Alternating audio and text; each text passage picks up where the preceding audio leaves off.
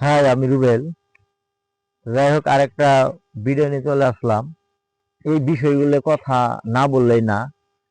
আসলে এই বিষয়গুলো নিয়ে কথা বলতেই হবো।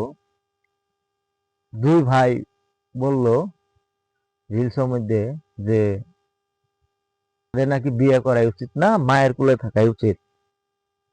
কারণ সে সংসারের বিয়ে করার পর যদি সে বউয়ের সাথে কোনো কারণে ঝগড়া মান অভিমান হয়, সে নাকি তার মাকে বলা উচিত না, বললে সমস্যা হয়। ভাই, আপনার সাথে আমি একমত। কিছু কিছু কথা স্বামী স্ত্রীর মধ্যে ঝগড়া বিবাদ হলে যে কথাগুলা মাকে বাবাকে বলা উচিত না, আমি আপনার সাথে একমত। ভালো বলছেন। কিন্তু ভাই, আপনি যে বলবেন না, তো আপনি যে গেট আপ সেট আপ দেখলাম, আপনার যে গেট আপ সেট আপ, মনে হয় না আপনি কোনো মুসলিম লোক, আপনি হয়তো হিন্দু লোক। আমি যতটুকু গেট আপে বুঝলাম, কারণ একজন মুসলিম লোক আশা করি এইভাবে কিছু বলবো না।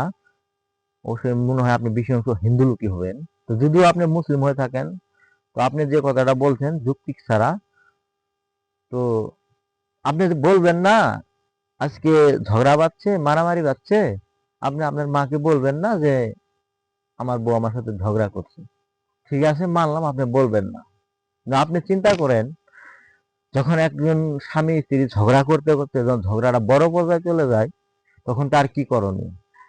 তখন সে মা বাবাকে বলবেন। আপনি এটাই বলতেছেন যে বুঝলাম আপনার লাখ লাখ টাকা আছে, কোটি কোটি টাকা আছে, আপনি না হয় বলবেন না বাপ মাকে। বউ যদি আপনার ডিভোর্স হয় কিংবা আপনার সাইরি দেন, তালাক দিয়ে দেন, আপনার কাছে টাকা আছে, আপনি মীমাংসা করে দিতে পারবেন।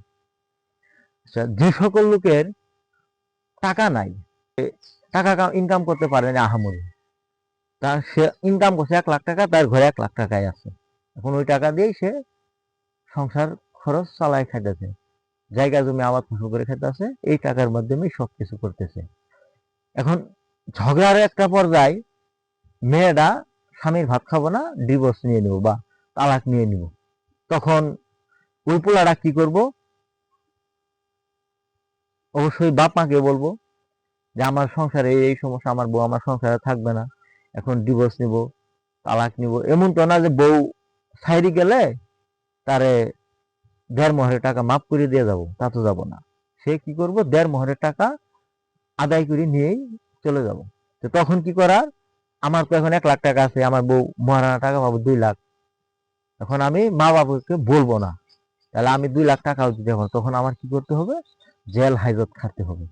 আপনি এটাই বলতেছেন, এইভাবেই ভিডিওর মাধ্যমে বুঝাইতে চাইতেছে, তখন আমার কি করতে হবে? জেল হাজত খাটতে হবে। তাই তাই বলতেছেন না যেন, কারণ আমি তো আর মা বাবাকে বলবো না।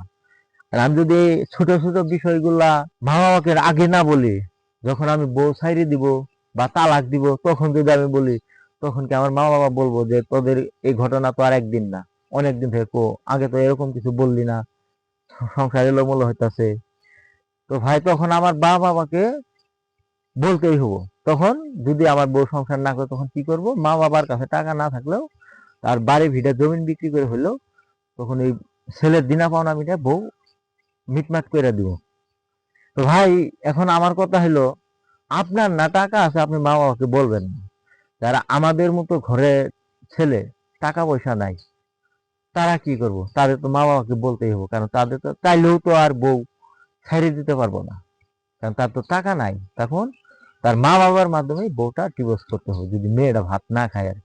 তার মানে, তো আমি মনে করি এই যে রিলস টিকটকে যে ভিডিওগুলো আপনারা দেখেন, এগুলা অযৌক্তিক, কোনোটাই যুক্তি সহকারে না। এগুলা যুক্তি দিয়ে কেউ সংসারে করবেন না, মা বাবার পিছু ছাড়বেন না। আর এও বলছে মা ভক্ত ছেলে বিয়ে করা উচিত না। ঠিক আছে, ওই লোক এই বলছে। তো ভাই, মা ভক্ত ছেলেরাও বিয়ে করে, খালি কি মা ভক্ত ছেলেদের বউ খালি কাজে হয়? যারা নিজেরা মা ভক্ত ছেলে যারা ছাড়া, তাদেরও যে কাজে হয়, সংসারের ডিভোর্স হয়ে জায়গা, তাই বলে কি মা ভক্ত ছেলেরা মা ভক্ত ছেলেরা ছাড়া বিয়ে করাই করে বাদ দিয়ে দিব? মা ভক্ত ছেলেরা কি বিয়ে করবো না? অবশ্যই করবো। তো মাকেও যেমন দরকার, বউকেও তেমন দরকার। তো ঝগড়া মজা, কাজে মজা, সংসারের কিছু অংশ গার্জিয়ানকেও জানাইতে হবে, না ডিভোর্স হইলে আমার যত টাকা নাই, তখন গার্জিয়ানই ডিভোর্সটা টাকা দিয়ে দিবে, এছাড়া অন্য কেউ দিবে না। তো ভাই, আমি কি বলতে চাইছি ভিডিওর মধ্যে, কি বলছি, অবশ্যই আপনারা বুঝতে পারবেন। ভিডিওটা দেখলে। তো যাই হোক, ভালো থাকবেন সবাই।